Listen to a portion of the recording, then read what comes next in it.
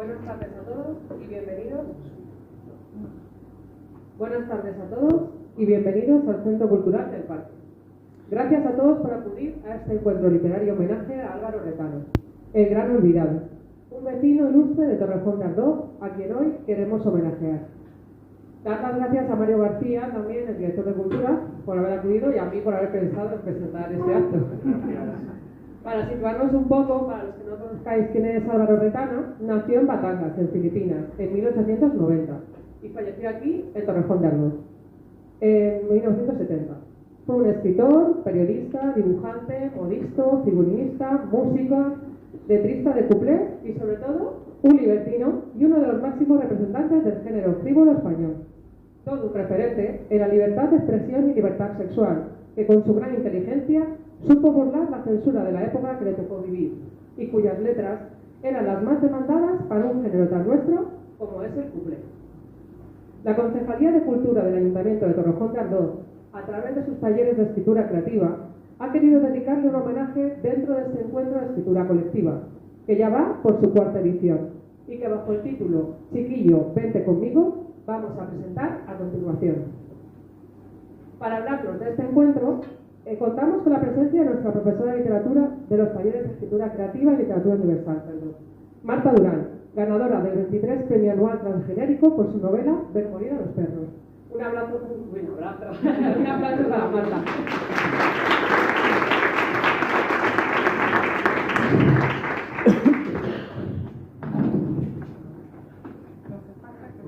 Yo creo que no hace falta con el micrófono, ¿verdad? ¿Nos escucháis todos bien? Sí. Perfecto. Bueno, Marta, estamos ante el cuarto encuentro de escritura colectiva, que si no me equivoco, tú ya coordinaste en el anterior, que se llamaba Raíces, que iba dedicado al Museo de la Ciudad. ¿Te gustó esta experiencia y por eso has decidido repetir? Bueno, la experiencia siempre es enriquecedora, ¿no? Coordinar, llevar los talleres de escritura en Torrejón, que ahí están de novelas, y el de cuentos, que es los sábados, pues facilita un poco, ¿no? Conocer a la forma de escribir de cada quien, qué cosas se le dan bien a cada uno, cómo llevan los procesos de escritura también. Entonces, bueno, yo creo que estar tan cerca de ellos me permite pues tener una mayor forma de controlar todo el proceso, que es bastante complejo y bueno, se da bastante bien porque estamos todo el año escribiendo y bueno, el proyecto también, en un proyecto común, pues es interesante también, sí. ¿Y cómo surge hablar de Álvaro Retano? ¿Cómo surgió esta idea de hablar de este vecino tan desconocido? Bueno, se van proponiendo temas. Mario García, el director de Cultura, pues siempre tiene muchas ideas. Y bueno, había varias opciones y la verdad es que Álvaro Retana de una vez fue como un clic, nos enamoramos de la idea por todo lo que significa Álvaro Retana, tanto en la ciudad y sobre todo por algo que dijiste al principio del desconocido, ¿no? Porque es un personaje, un escritor tan importante que hizo tantas cosas y resulta que cuando yo iba planteando el tema en los cursos de escritura, resulta que nadie lo conocía. Yo recuerdo cuando me comentó el general, lo busqué en la Wikipedia, pues lo hacemos todos en Google, y aluciné por la biografía de este señor. Sí. Y es súper desconocido, que aquí no sabe nadie ni que era desde Miguel falleció en Torrejón, por ejemplo. Entonces, este personaje, por ejemplo, ¿cómo lo habéis tratado? ¿Ha sido muy complicado investigar sobre él? ¿Os ha costado mucho encontrar información? Pues es complicado, fue complicado, queríamos leer cosas de leer sus libros, tiene más de 70 novelas cortas, tiene muchísimas cosas escritas, pero sí es verdad que fue complicado porque no se consigue. En el 2004, Álvaro de Villena, que es un autor que tiene un libro sobre Álvaro Retana con el que me documenté y nos comentamos todos, hizo el prólogo, creo que es el prólogo de una edición de 2 novelas de Álvaro Retana, pero no, si las buscas no se consiguen. O sea, que buscas y cuestan 150 euros, bueno, es porque no se consigue, porque no está disponible. Entonces, claro, también iba, por ejemplo, a la biblioteca y resulta que sí, estaba toda la bibliografía y toda la obra de Retana, pero no prestable, porque son ediciones muy, me imagino, muy artesanales, bastante delicadas, entonces no se pueden prestar porque, bueno, es una cuestión de conservación, ¿no? Y bueno, eso complicó mucho más, sobre todo porque en el texto, en la novela, o en la noveleta, como se quiera llamar, era inspiración, muchos queríamos inspirarnos en su obra, en sus personajes, en sus temáticas, entonces claro, queríamos empaparnos mucho. Sin embargo, sí logramos conseguir algunos textos en internet, hay muchos artículos escritos sobre Álvaro Retana, hay una tesis, hay varias tesis también que nos sirvieron para documentarnos, información hay, se consigue, pero sí la verdad es que es bastante restringida. ¿Sí? ¿Qué es lo que más te ha sorprendido de tu vida? Bueno, que tiene mucha, creo que a todos nos iba sorprendiendo una cosa y otra y después otra. Bueno, de los datos biográficos de él tiene cosas muy interesantes, por ejemplo, el uso de heterónimos, tenía varios, la prima Renier, que es todo un personaje creado y escribía crónicas, no recuerdo ahora muy bien en qué periódico, y el personaje estaba ahí planteado, y era muy divertido el personaje de Claudina Renier. Carlos Fortuny, tiene varios heterónimos, ese juego de Álvaro Retana todo el tiempo con la ficción, con la realidad, de estar ahí siempre en ese límite, me encantó. Yo creo que a todos nos gustó muchísimo la personalidad de Retana, un personaje tan por lo que leímos, por todo lo que se hablaba de él, pues con mucha cariño, muy cercano, muy extravagante, muy extraño y para la época, para toda la época, pues, era bastante auténtico, ¿no? Espontáneo dentro de lo que se podía, ¿no? Un poco irreverente también porque tenía ahí un juego todo el tiempo, ¿no? Bueno, estuvo condenado a muerte, después le conmutaron la pena y bueno, datos de su vida, pues... No, para que ahora la gente se anime e investigue mucho más sobre esta persona, sí, porque tiene una vida muy curiosa. Sí, sí. Y respecto al taller, ha aumentado considerablemente el número de participantes. ¿Ha sido muy complicado coordinar a cada vez a más gente? Sí. Claro, mientras más gente, mientras más gente hay más historias. Entonces, si hay 15 personas, pues son 15 historias que cada uno tiene en su cabeza. Entonces, claro, es interesante y como ejercicio de desprendimiento es muy bueno, porque hay que trabajar en función de la historia. Entonces, claro, tenemos tanto tiempo hablando de Retana, de los personajes, entre todos tratando de plantear posibilidades de la historia. Entonces, en todo ese tiempo, pues claro, es obvio que es evidente que cada quien se va haciendo, va pensando en la historia y se va haciendo su propia, pensando en la parte que le toca escribir, ¿no? O sea, qué puede hacer, cómo lo puede escribir. Entonces, claro, es complicado ir luego uniendo todas las partes, claro, que tenga que sea fluido, se van leyendo su proceso, yo creo que se va afinando cada vez mejor. Ahora que nos oyen, ¿estás satisfecha de trabajo? Yo sí, me parece que estas historias colectivas, escritas entre varios, siempre son complicadas. Entonces, ¿por qué? Porque si es difícil como escritor que el texto el resultado de tu proceso de escritura cumpla con tus expectativas, con las que te habías formulado antes de escribirlo, ¿sí? Si tú mismo a veces no estás contento con lo que tú haces, imagínate tantas personas estar con sus expectativas, entonces sí es complicado y a mí me parece que incluso así, incluso con todas estas, digamos, un poco de obstáculos que hay que ir superando, me parece que el resultado está muy bien y me gustan muchas cosas, sobre todo creo que se logró el ambiente, la esencia de lo que es Retana, ¿no? De su, digamos, el cuplé, el bar, el cabaret, todo ese ambiente distendido, relajado, un poco irreverente, me gusta. Te ayuda al clima. Sí. ¿Estáis trabajando ya en un proyecto nuevo?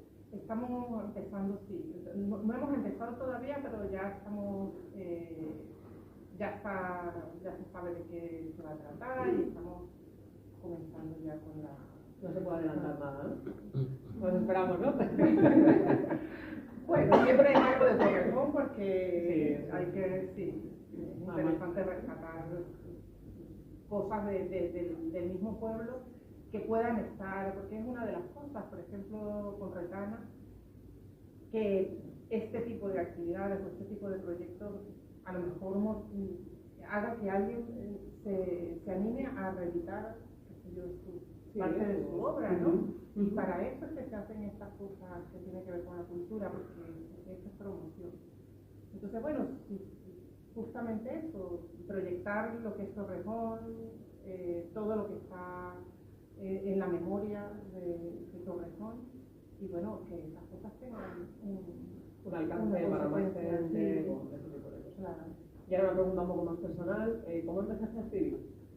Bueno, así, en los talleres, sí.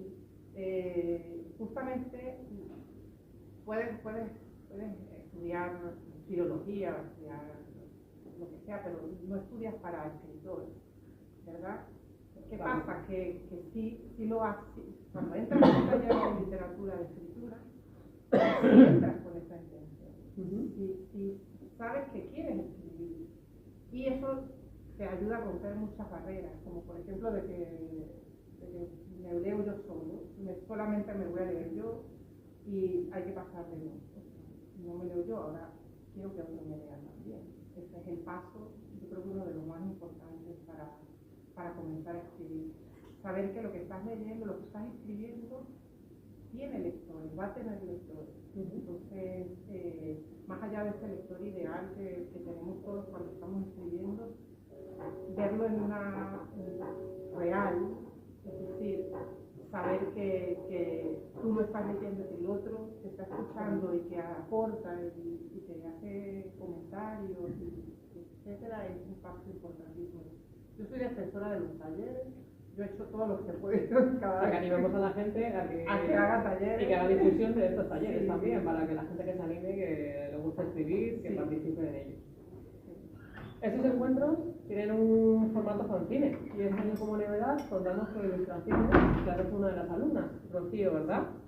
Ahí está por ahí. ¿Te parece bien que le preguntemos a Rocío cómo ha sido la experiencia de dibujar? Rocío, ¿quieres...? O si queréis me acerco con vosotras. Que no Vente con nosotras. ¿Quieres el micrófono o no?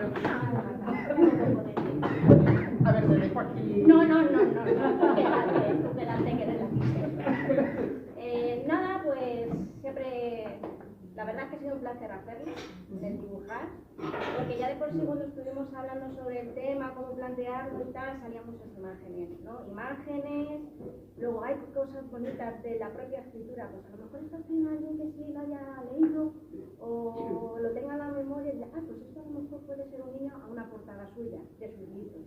¿Vale? Entonces, cuando me dijeron, oye, que le ha gustado tu idea, porque lo planteó más, oye, que a una clase le gusta ilustrar y tal, ya he hecho un pequeño bocetillo, que era un bocetillo que era no, pues, y como le gustó la idea, no, que tiene más, digo, bueno, yo te la hago otra. Y dije, bueno, pues como la idea se basó en las ilustraciones del propio Retana, pues os metéis en Wikipedia o Google como siempre, y ahí, buscando sus propias portadas, me inspiré en bastantes de ellas, ¿vale? El tipo de estilo, ¿vale? Os digo un poquito. Y sobre todo también en la cromática de sus propias, que tenéis aquí una que lo he visto y más gusta el detalle, ¿vale? De su estilo de dibujo. Y más o menos aquí tenéis un poco el estilo de la cromática, ¿vale? Que mete muchos azules, mete muchos rojos, así un poco oscuritos, ¿vale? Y entonces, pues luego ya, pues, en función de nuestros personajes, por ejemplo, esta sí es una portada de la suya, ¿vale? Y esta también, aunque no lo parezca, lo que pasa es que me inspiré en una de ellas y con los elementos hice un poco de fusión, ¿vale? Elementos que tenían de los colores, de la caída de a lo mejor de las cortinas y eso más o menos. La única que si no es igual, nada de Recana, es esta, ¿vale? Que este sería el protagonista, que esa sí la saqué un poco del estilo, pero bueno, intenté todo darle un poco de sentido para que estuviera ¿vale? Y eso cambia más o menos. Y aparte de Rocío, que era ilustradora, ¿algún alumno se atreve a hablar de su experiencia de este taller?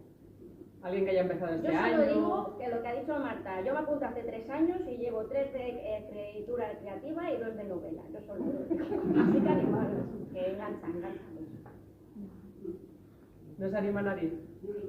Da vergüenza. Da vergüenza. Si no estoy aquí, mira, con cuello alto, todo el Bueno, si queréis algo más. Pero te mereces un aplauso. Ahí.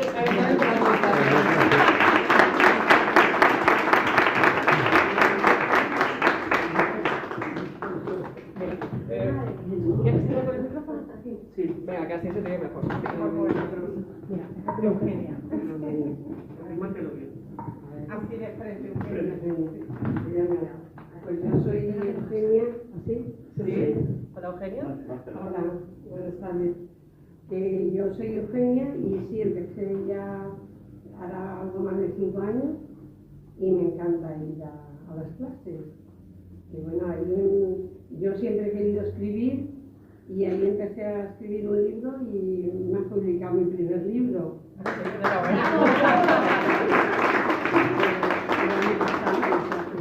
Anastasia Bruja de Recuerdos. Ay, eres amiga de Vanessa. Eres amiga de Vanessa. Así que bueno, estoy encantada, la verdad que sí. Yo ir ahí es un ratito y me encanta. Y bueno, pues cada día que vamos hacemos un relato y... Hombre, yo creo que esto es lo bonito de los talleres, ¿no? Sí. Que al final seas feliz con lo que estás haciendo, Sí, que disfrutes sí. y que para ti sea algo con lo que vayas con alegría Sí, de que sí, sabes que vas a yo salir. es un ratito que me encanta. Bueno, nos reímos de... sobre todo de mí, ¿sabes? Contigo. No, contigo. Pero sí, la verdad es que lo paso muy bien y les animo a todos a que sigan escribiendo, porque la verdad es que es una maravilla. Pues muchas gracias, Eugenia. Y a seguir así. Un beso para todos.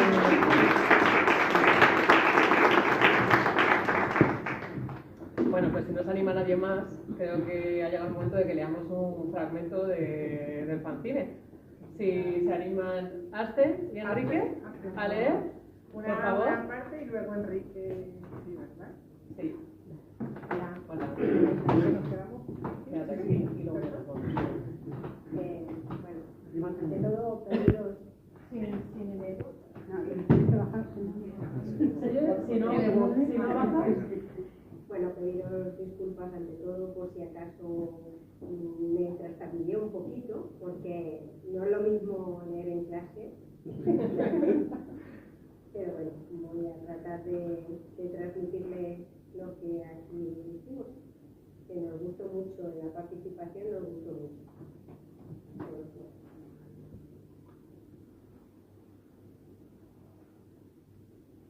Se titula Cicilio, vente conmigo. El día había transcurrido con lluvias intermitentes y temperaturas suaves, como cada año. Ya se sabe, marzo ventoso y abril lluvioso, ahora no llovía. Tras esconderse el sol por el horizonte, unas nubes altas ocultaban las estrellas. La luna creciente aparecía tras unas nubes con forma de gigantescas y malformadas lianas, como si quisieran atar o retener el satélite en su movimiento. Unas se iban y otras surgían como relevándose en el intento. Las luces de las farolas que alumbraban la estrecha calle eran suficientes para que el caminante viera y pudiera sortear los obstáculos.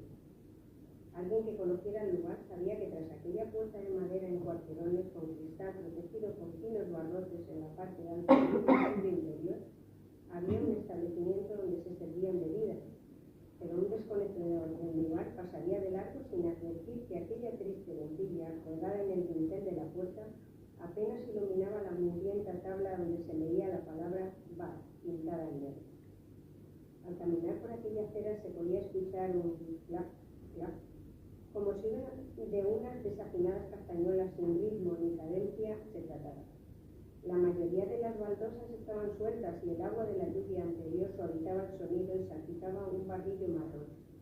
Una vez que se salvaba la puerta de entrada en la altura de unos 6 escalones, se podía ver la barra del bar a la izquierda con unos cuantos taburetes.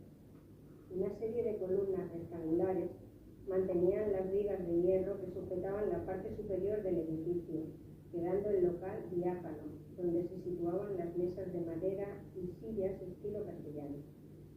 A esa hora el silencio se contorneaba como un gato por todo el lugar. Acariciaba las patas de sillas y mesas, se subía al escenario rozando la pesada tela que enmarcaba sus límites y medía el espacio vacío para confirmar el comienzo de la noche.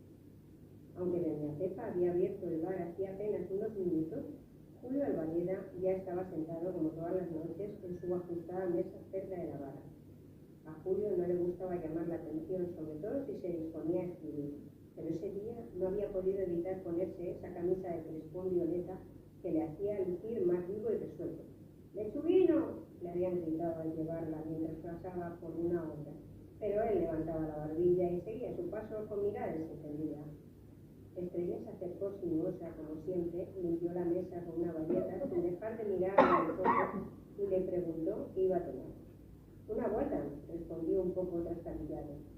Hoy viene que rompe la pana, ¿eh? Y se fue contoneando. Julio, azorado, se dio cuenta de lo bonita que era y volvió a sus papeles. Pobre chica, la que tiene que servir, pensó.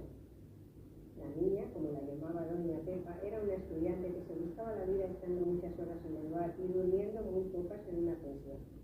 Estudiaba Derecho y en los tiempos que corrían tenía peligro porque no se contenía ante determinados comentarios.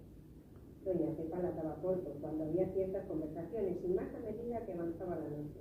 Tú a lo tuyo, le decía. Era desenvuelta, discreta y sabía que estaba de muy buen ver. Chula. Y hasta aquí puedo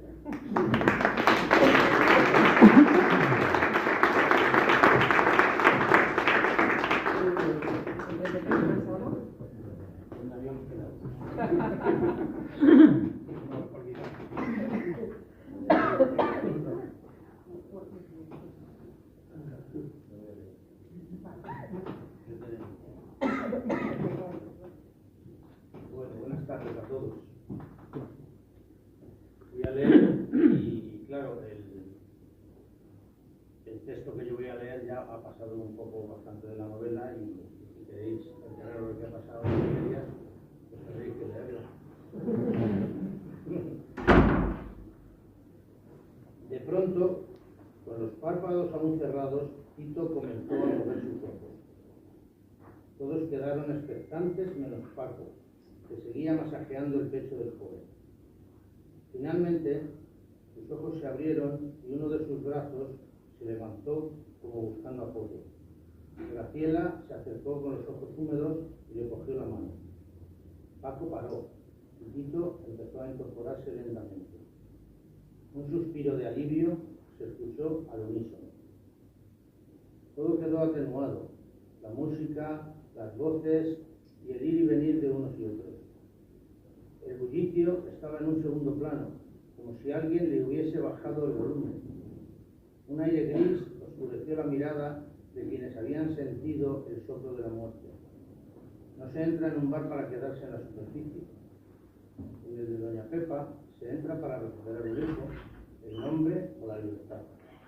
Escribir un libro o cantar a coro una canción. Entrar en el abismo o salir de él. La madrugada estaba llegando a su fin. Ya todos podían sentirlo en el ardor de los ojos o la pesadez del cuerpo. La última canción de la noche comenzaba a sonar. Las manos del duque tocaron los primeros acordes de una melodía que hizo sentar a los que estaban de pie. Desde el fondo del escenario, el vestido rojo brillaba gracias a la luz de la lámpara y las pequeñas piedras que adornaban el techo de tina. Después de ver cómo Tito recuperaba el aliento, se había ido a donde Satu para terminar de arreglarse. Y ahora estaba ahí, frente a todos, como un ángel de voz dulce que cumple con su deber. Acabo de acariciarte, no pierdo las esperanzas. Con el tiempo y un ganchillo, mi vida, hasta las verdes, se alcanza.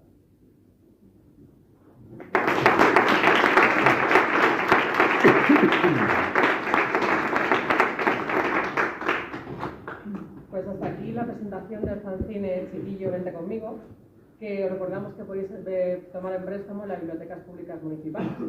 Y creo que para despedir habría que darle un fuerte aplauso a todos los integrantes de este taller que han permitido que estemos aquí.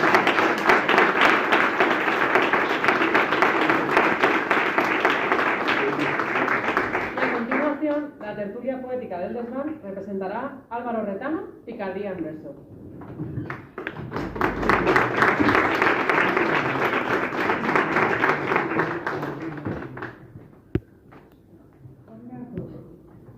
De enero de 1970, de madrugada, algo ebrio a consecuencia del champán, con lágrimas en los ojos, mezcla del frío, la melancolía y la embriaguez propia, Retana contempla un mosaico de 4 azulejos que mandó colocar en una de las paredes del patio hace más de una década.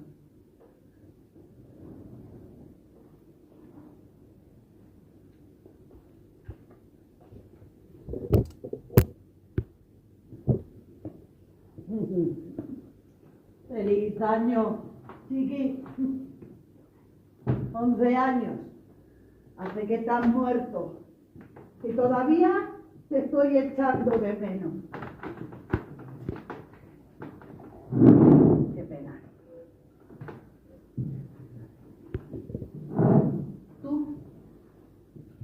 Tú eras esa paz que tanto me hacía falta y siempre me procuraba. Esa misma a la que me mostré esquivo en mis años de intensa juventud. Hoy, con mi vista ya cansada, contemplo mi vida pasada como veloces nubes de vivos colores. Contemplo mi vida, qué tiempos aquellos. De niño yo era un bicho, inquieto, desorbitado, tocado de manías pictóricas, literarias y hasta musicales, pero negándome siempre tercamente a estudiar.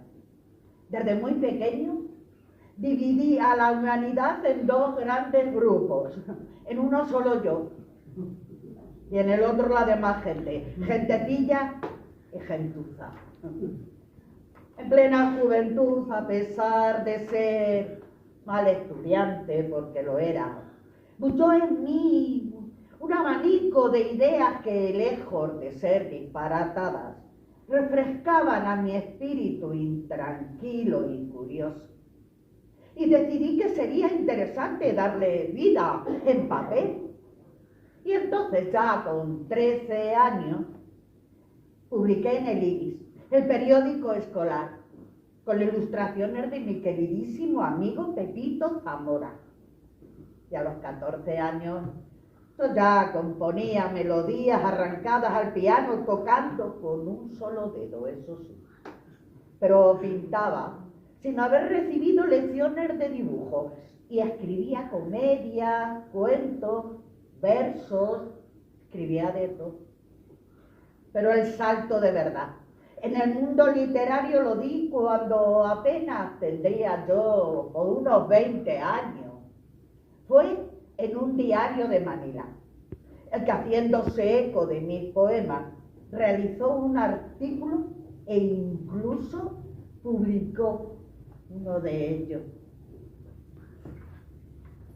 He aquí un poeta, madera de poeta, por mejor decir. Es Álvaro de Retama, hijo de don Venceslao, quien vio la luz en Batanga en el año 1890. Como el padre, es prosador y es, además, dibujante. La poesía que transcribimos más abajo tiene, pese a la repugnancia del severo domine de la literatura nueva, sabor variolatinesco. Parece haberse escrito en pleno hall de vodevil, bajo la influencia de un canto perverso. El ritmo es muy musical y Álvaro revela el dominio de la métrica. Es innegable que el joven, por la elegancia y exquisitez que muestra al pulsar la lira, con el tiempo será digno compañero de Juan Jiménez y llegará. He aquí su poesía, Clavelitos, a la célebre vedette Fornarina, de Álvaro de Retama y Ramírez de Arellano, Madrid, 1910. Rubia figura de ensueño, con sonrisa que Gioconda envidiaría. ¿Quién pudiera ser tu dueño? Torna a cantar, llevándose con gracia la mano prodigiosa al pecho, que escotado con audacia, diríase que descubre un corazón que irradia avasallante frivolidad genial. Frivolidad también en su tocado, rizado y perfumado, y su canción, también frivolidad, canción en que las flores solo son el pretexto para ofrecer amores. Clavelitos, que los traigo yo aquí para ti, y aunque a todos y a nadie se dirige, para mí, concluye de tirar los clavelitos rojos, y entorna satisfecha sonriendo los ojos, y cuando la canción ha concluido, airosa, se arrebuja en el mantón, llevándose prendido al retirarse, en cada hilo de su flecha un corazón. De amor por una rubia yo me muero, y aunque a nadie le he dicho que la quiero, siempre que de ella hablo se adivina que es mi rubio ideal, la Fornarina. Repugnancias de la literatura nueva. Repugnantes ellos, por incultos y arcaicos. Eso sí, siempre les agradeceré ese empujón con mis primeros versos. Por cierto, que no se le pudo ocurrir a la prensa nacional hablar de mí. ¿Qué va? ¿Para qué? Si es que nadie es profeta en su tierra. Yo, nacido en Batanca, dice, bien es sabido, y cualquiera de mis conocidos lo puede afirmar, que mi nacimiento se produjo frente a las costas de Ceilán, en pleno mar. Pero claro, ¿dónde registran a un recién nacido dentro de un barco? Pues eso, se esperaron a regresar a Filipinas.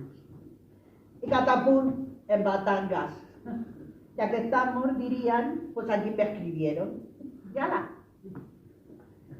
Fue en 1898. Siempre me dolió mucho lo de cumplir años. Y claro, yo me los quitaba. Entre tú y yo, chiqui. Que es que eso es una cosa que da mucho gusto y rimín. Lo de quitarse años, vamos. Es lo que tiene haber sido el novelista más guapo del mundo. Yo, que el que tuvo, retuvo. Digo, ¿o no? Pero chiqui, que no me desvío de la conversación, hombre, que te estaba yo contando mi vida. Ahora que yo anhelo la tuya, mucho mejor. Un año después de la publicación filipina, publiqué en el mismísimo Heraldo de Madrid, eso sí, con el seudónimo femenino de Claudia Regnier, en un apartado, en una sección pequeñita que había, a la que titulé oportunamente Renglones de una excéntrica. Ole. Me llamo Claudia Regnier, tengo 17 abriles, soy bonita y empiezo a escribir desde hoy. ¿Me aguardan triunfos? Pues no lo sé. ¿Fracaso? Pues creo que no. Si veo palidecer mi naciente estrella, sabré retirarme a tiempo, evitando que el ridículo se enseñoree de mí. Por ahora, comienzo sin protección de nadie, lo cual dificultará mi carrera literaria. Pero estad seguros que si llego algún día a la celebridad, será merced a mi independencia, porque ante todo confieso que soy una mujer eminentemente libre, libérrima. Mi lema es poner en ridícula la moral siempre que pueda. La moral es una señora cursi, que socava las inteligencias y aburguesa los espíritus.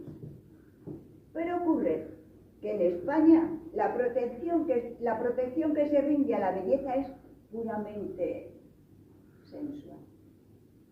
He observado en mis viajes por París que ahí a una mujer bonita se la reconoce tácitamente derecho a muchas cosas. Aquí todo lo más que se nos concede es libertad para enseñar las piernas en los escenarios. En París, la muchacha bonita que pretende permanecer honrada lo consigue. Mientras que en Madrid, para lograr ser alguien, hay que empezar por sacrificar el honor. Y las publicaciones no cesaron, claro. Y así, bajo mis nombres de guerra, Alvarito, César de Maroto, Carlos Fortuny, el Petronio español del siglo XX, o mi predilecto, la Claudina de mis entretelas de la que os acabo de hablar. Ojo. Seguí haciendo artículos para la prensa, siempre en tono frívolo y humorístico, para el gran bufón, claro que duró menos que un suspiro.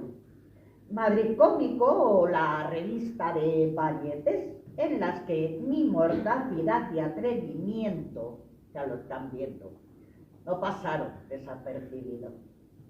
En 1913 publiqué mi primer libro de relatos, Rosas de Juventud. Y un par de años antes comencé a escribir mis primeras letras de cuplé. Cosa que no es que no se me diera mal, es que no es que lo diga yo, es que eran sublimes, de verdad.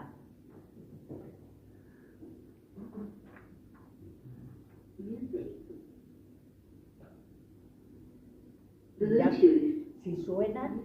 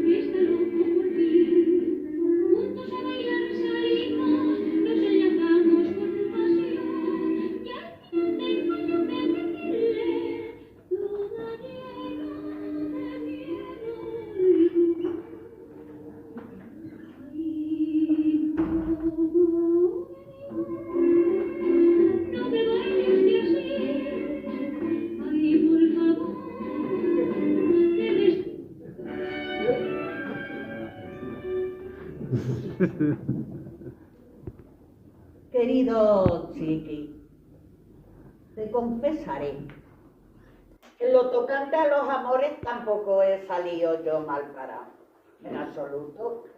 Además de los afectos que tuve en las noches canalla, los tuve con diversas cupletistas, fruto de las cuales, eso sí que es verdad, tuve un hijo. Mi querido Alfonso, con mi primera esposa experimental, claro, Luisa Tejera de Lerma.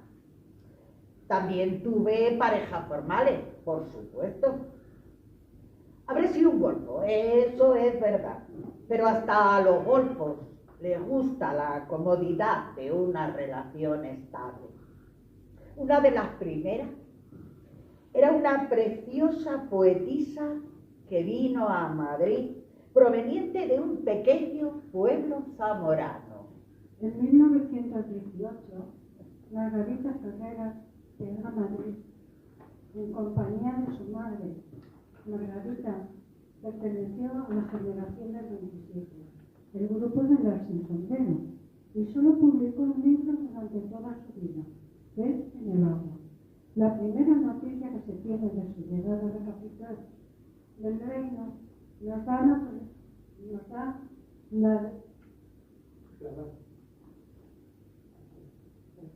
nos la da precisamente quien fuera su primer novio, el periodista, escritor, compositor y figuranista Álvaro Retana. La novela Carretana, Ninfas y sátiros, escenas pintorescas de Madrid de noche, publicada en ese mismo año, está dedicada a Margarita, a quien recuerda como una de sus primeras novias, a la que conoció en presencia de su madre. Nos cuenta que la poeta en su juventud tenía inclinaciones escénicas. Las relaciones amorosas que mantuvieron no eran probadas por la madre de Margarita Ferreras, hasta tal punto de que se trasladó con ella desde Madrid a Barcelona, poniendo fin a tal idilio, donde la procuró a su hija un profesor adinerado afín a su gusto.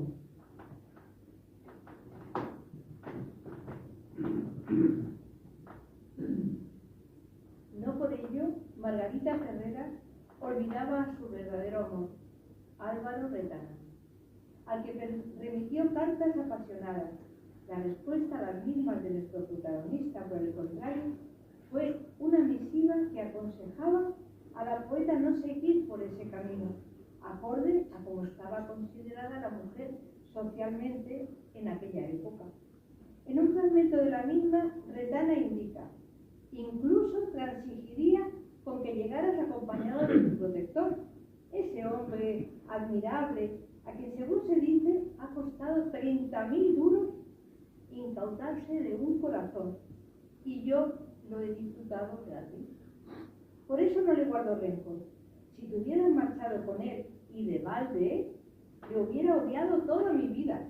Procura ser cordial, efusiva, tierna con él, y sobre todo no le seas infiel con nadie, ni siquiera conmigo, porque si se enterase, tendría derecho a darte una paliza soberana, por chula, y a quitarte cuanto te ha dado. Y de hoy día están las cosas tan malas que la mujer que encuentra un cabrito de postín puede decirse que Dios ha venido a verla. Procura engatusarle diestramente para que cuando enviude se case contigo y entonces te conviertas en una señora casta, respetable y respetada, como quería tu madre. Como ya he dicho en más de una ocasión, yo fui un hombre del Renacimiento. Cultivé la literatura, la pintura, la música y la escenografía. Adornado, eso sí, con los pecados que la gente me supone y con otros que ni siquiera se pueden llegar a imaginar. Era en esos años en los que escribí con frenesí y desenfado mis novelas eróticas. Oh, eso enfureció muchísimo a mi horrible padre, que denunció mi obra por inmoral. Así. Y la hizo retirar de librerías y de kioscos. Y no sería el único castigo que recibí por saltarme los escollos de la censura.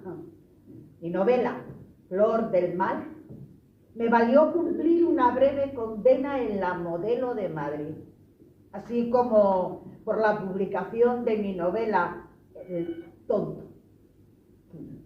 Tampoco sería la última vez que fuera detenido y encarcelado por lo que se conocía en aquel tiempo como delitos de imprenta. Comienzo del primer capítulo de El Tonto. Desgraciadamente, las mujeres más bellas no son las más virtuosas.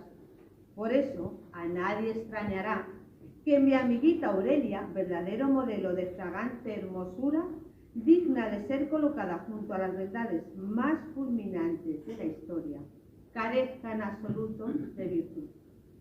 Aurelia es soberanamente linda, pero no es honesta, con lo cual eso salimos ganando sus amigos. Y me duele hacer esta confesión, porque siempre es doloroso para un artista que, como yo, conversa con las multitudes y quisiera citar personas de edificación, siempre que hable de una amiga bonita, tenga que advertir inmediatamente que esa amiga peca, para no emplear otra expresión más gráfica. La gentil Aurelia es promiscua, y como según ella, ser promiscua no es ninguna deshonra, esto que tampoco la desprestigiaría ante mis ojos, la ha creado una importante aureola entre los 12 graves padres de la patria que sostienen su rango. Estos varones, más respetados que respetables, que disertan sobre moral en los salones del gran mundo y gustan desmoralizar jovialmente, en la florida camareta persa de mi preciosa amiga, que escuchan embelesados con un divino e infernal arrobamiento a la perturbadora Aurelia, cuando ella, que está envenenada de literatura galante, letra aviesa, alguna producción erótica de un sangre azulado príncipe de las letras. Aurelia cultiva la perversidad literaria. No sabemos si como un recurso para amenizar esos decamerones a que antes hice referencia, o para avivar en sus vetustos protectores el fuego de la ilusión que, ay, los años marchitaron implacables. Aurelia vive entre las llamas del deseo cerebral e inofensivo de sus adoradores, como una salamandra enferma de hipotéticas lujurias, y los pseudo-venerables senadores que concurren a las veladas para saborear las delicias de un chocolate con cacao mexicano, unas delicias positivas que pueden saborear a medias con la cautivadora Aurelia, entre sorbo y sorbo de leche con azucarillo. ¿Han escuchado insaciables todas las truculencias gratas a la dueña de la casa? Y hablando de pecado, en 1922, y gracias a los suculentos honorarios que generaban mis novelas y mis canciones, y aún viviendo muy cómodamente en Madrid, adquirí una finca aquí, en Torrejón, en este antaño coqueto pueblecito que ha crecido demasiado y ha perdido un poco su encanto, a mi parecer. En fin, que la fui transformando a mi antojo, invirtiendo escandalosas sumas de dinero, hasta convertirla en un verdadero palacio. Oh, el patio andaluz, con rejas, azulejos, celosías, estanquitos, surtidores y bancos. Una preciosidad, de verdad. En la fachada puse una Virgen de la Macarena con azulejos. Esa hecha también por mí, que daban ganas de gritar: ¡Viva Sevilla, que es lo mejor del mundo! Y ya está. Ay, qué feliz era yo cuando me escapaba.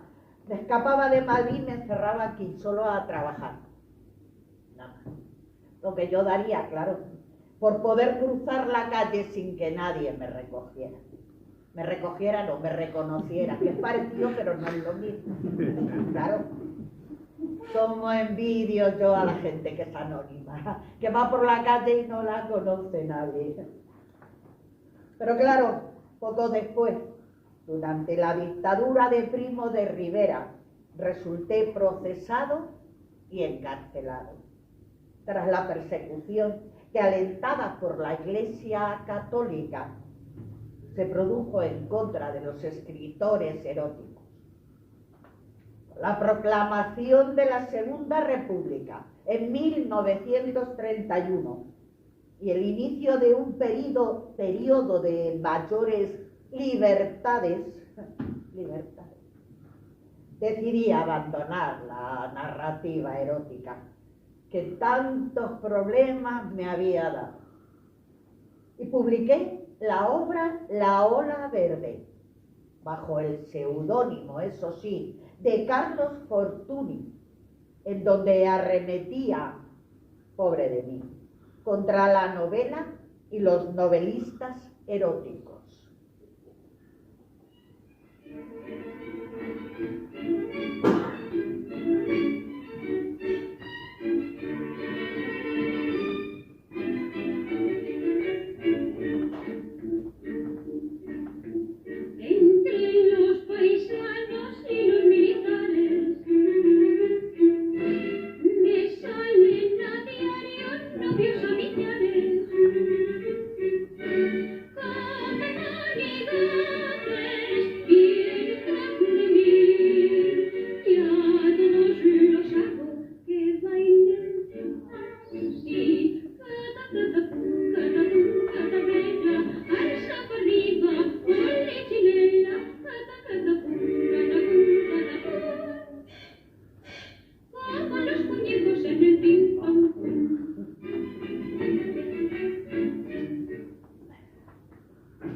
A ver, laboralmente y con independencia de mi fama y éxito como cupletista, novelista, gané oposición al Tribunal de Cuentas. ¿Se figura? Donde trabajaría según el devenir de los acontecimientos. Y al estallar la guerra civil, me incautaron mi preciosa finca de Torrejón de Ardoz y fui declarado desafecto a la República y depurado en el Tribunal de Cuentas.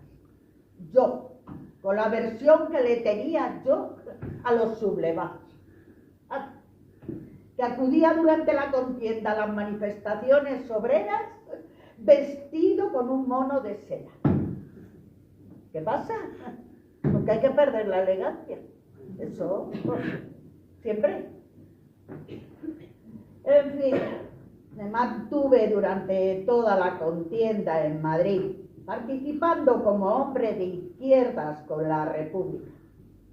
Y tras la Guerra Civil, en 1939, el régimen de Franco provocó que todos mis bienes fueran incautados, mi obra prohibida, y a mí me detuvieron en casa de mi gran amiga Tina Harker. Me encarcelaron y condenaron a muerte por pornógrafo, pervertido y por una falsa acusación que implicaba tráfico de lo voy a decir, instrumental, será complicado, litúrgico, utilizado de manera sacrílega en prácticas sexuales. ¿No? Y claro, fui internado en la prisión de Porlier, en la capital, y conseguí la intervención del Papa Pío XII a favor mío, y gracias a lo cual me conmutaron la pena de muerte por la de 30 años de prisión, que no estaba mal. Fui puesto en libertad en 1944 para ser encarcelado de nuevo al año siguiente, abandonando la prisión definitivamente en 1948. En la cárcel escribí el chotis, la pena. Es así como llamábamos a la pena de muerte en jerga carcelaria. Es la pepa, una gachí que está de moda en Madrid y que tiene predilección por los rojillos. Cuando viene esta mujer a Torrijos o a Porlier, a cualquiera se le arruga el solomillo. Y como es caprichosa y a veces se presenta y para divertirse se lleva 20 o 30, y como del paseo no suele regresar, yo con mucho cachondeo así le suelo cantar: Pepa, Pepa, ¿dónde vas con tantísimo tío? Pepa, Pepa, que te vas a meter en un lío. Y si sigues de ese modo y no quieres tú parar, dejarás Madrid vacío, Aranjuez y el Escorial.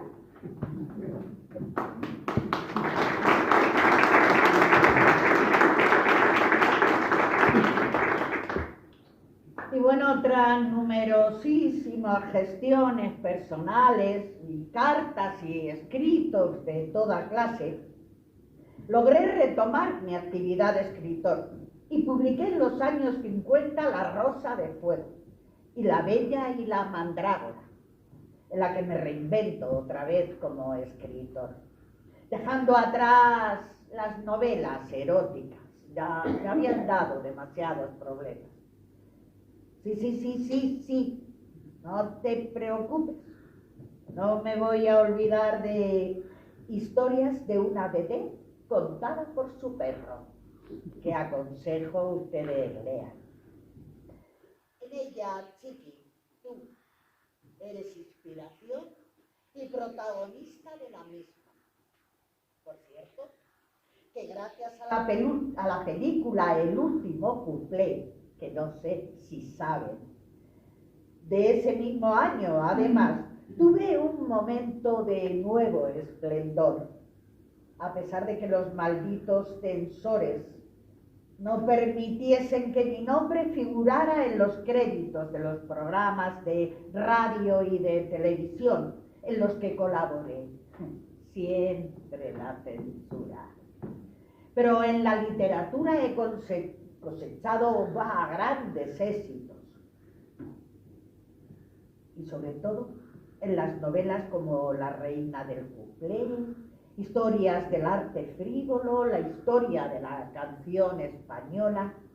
Por cierto, mi peludo y añorado compañero, tras más de 60 novelas publicadas, estoy trabajando en una nueva obra que llevará por título La Comedia de España. Y en cuanto a mis apariciones en prensa, he conseguido, escribiendo artículos para el ABC con mi alter ego siempre, Carlos Fortuny, hasta hace relativamente poco. En fin, querido amigo, pero que en el infierno dejen visitar a los que, como tú, moran en el cielo de los perritos buenos, para así podernos ver toda la eternidad el día que abandone este mundo terrenal, que será pronto. La penitencia sería mucho más liviana en caso de que se cumpliera ese deseo. Hace demasiado frío aquí fuera y mis huesos ancianos ya se resienten. Voy a volver a casa, estoy cansado y voy a celebrar este nuevo año que seguro que trae buenas nuevas, escuchando a alguno de mis viejos éxitos maravillosos. Te quiero mucho, querido amigo. Siempre estarás en la memoria de mi corazón.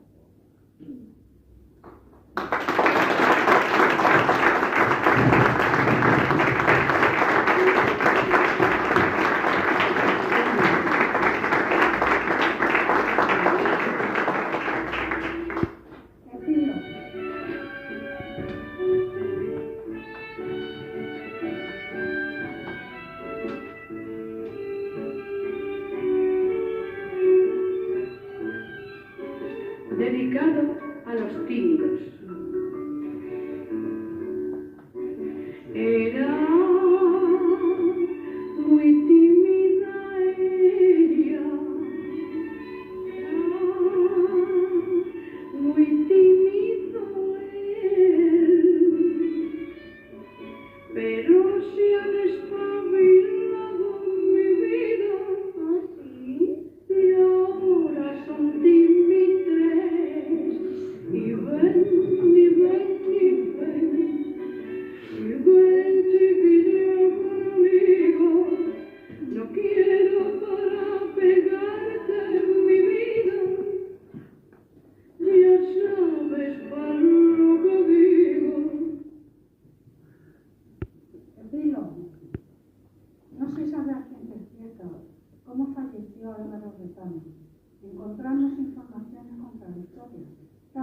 dibujar con el modo de su cultura.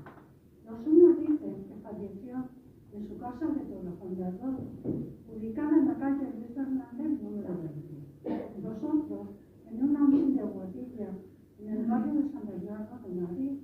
Algunos aseguran que falleció en circunstancias violentas, por un ajuste de cuentas de dinero y sexo, por parte de un chico. Otros comentan que fue al intentar detener a un ladrón que entró a robar. Hay terceros que indican que fue de muerte natural. Lo único en lo que están todos de acuerdo fue que sí falleció, en su fallecimiento tuvo lugar el 10 de febrero de 1970 y que se le dio sepultura en un nicho del cementerio de Torrejón. Nos inclinamos a pensar que falleció en nuestra localidad por aquello que se le dio aquí sepultura. En cuanto a la causa de la muerte, nos sumamos a la que indicó su propio hijo, que fue de muerte natural. Sea como fuere, con él se apagó una de las voces más prolíficas de gran parte del siglo XX.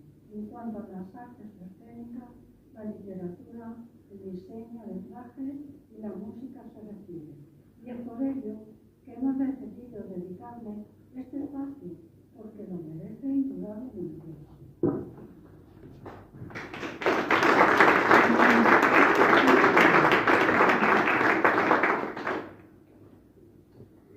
Álvaro Retana llevó la ironía y el sarcasmo hasta sus últimos días. Prueba de ello es su testamento, del cual vamos a leerles a continuación, y como broche final de este homenaje a su figura, una pequeña parte del mismo. Decía en su testamento: deseo que no se guarde luto por mi muerte. No hay por qué llorar a un extinto, puesto que quien muere descansa, y siendo como yo, deja descansar a los demás. A mis pies se colocará una cinta con los colores de la bandera española y un cartelito que diga: mierda para los que quedan. Hago constar que muero sin perdonar a cuantos elementos del régimen de Francisco Franco Bahamonde se han complacido en perseguirme, difamarme y desdeñarme. Con ese implacable rencor que distingue a tantos titulados católicos, apostólicos, romanos, compostelanos y hasta del puente de Vallecas, partidarios de restaurar la siniestra España de Felipe II. Si es verdad que existe el infierno, como allí nos encontraremos todos, procuraré hacerles la vida imposible, la vida eterna, con la colaboración especial de Satanás, que seguramente será conmigo menos infame y rencoroso que ellos, a quienes me gustaría ver cómo les queman los cuernos. No terminaré este testamento sin proclamar que fallezco sin acusarme de otros pecados que no sean exclusivamente los de alcoba, perpetrados siempre sin prejuicio de tercero y de acuerdo con la parte beligerante, que invariablemente solicitaba una repetición. Muchas gracias.